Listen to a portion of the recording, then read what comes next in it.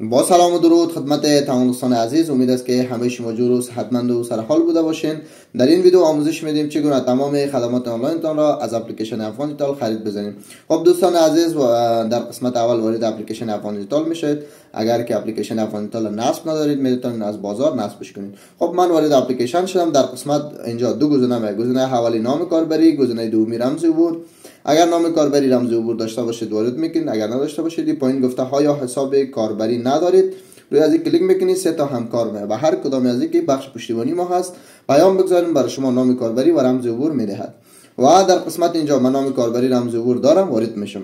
بعد از اینکه نام کاربری رمز عبور ما زدم وارد اپلیکیشن، خب در قسمت نام کاربری وارد شدن میزنم. خب وارد شدن که زدم، فعلا ما وارد اپلیکیشن شدم. در بالا واحد پولی رو نشان میده، موجودی، فروشات، بدهکاری، مفاد کمیسیون. فعلا موجودی که پول ما هست ما قبلا فعال داشتیم 2,968,000 تومان. جمله فروشاتی که ما برای خودم فروشات کردم 226 میلیون تومان از اپلیکیشن افغان دیجیتال خرید زدیم. خب کاری به این نداریم. اگر بخوایم خدمات آنلاین خرید بزنیم روی دستبندی کلیک میکنیم. بعد از دستبندی قسمت بالای شبکه های افغانستان است، قسمت پایینی شبکه های ایران است و پایینتر از اینا دیگه یوسی، پابجی و بازی و آنلاین است. خب ما فعلا اینجا روی افزودن شارژ ایران میزنیم. شماره خود ما وارد میکنم. بعد از اینکه شماره تلفن ما وارد کردم اینجا میزنم. ما فعلا زیاد نیاز ندارم، 5,000 تومان میگیرم. خب اینجا انجام شده میزنم 5,000 تومان شارژ ایران. عین شکل انجام شد. اینجا فیش میتونید شما با مشتریتان اشتراک گذاری کنید. خب میایم بیرون از اینجا کردیت کارت افغانستان.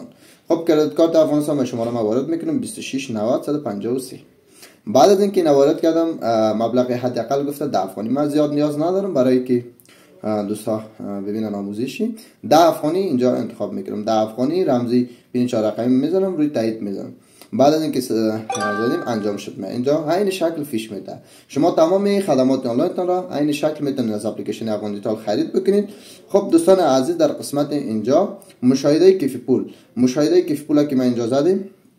خب مشاهده کیف پول که زدیم اینجا شارژ حساب میزنیم. روی شارژ حساب که زدیم هم از طریق درگاه شما میتونید شارژ کنید، هم از طریق حتمی. روی درگاه که بزنین میرین از طریق درگاه پرداخت میکنین. روی حتمی بزنین، حتمی یعنی کسی که اپلیکیشن رو برای شما فعال کرده یا زیر دست کسی که هستین، مستقیم میره روی واتساپ از شما میگین که این مبلغ برای من شارژ بکن.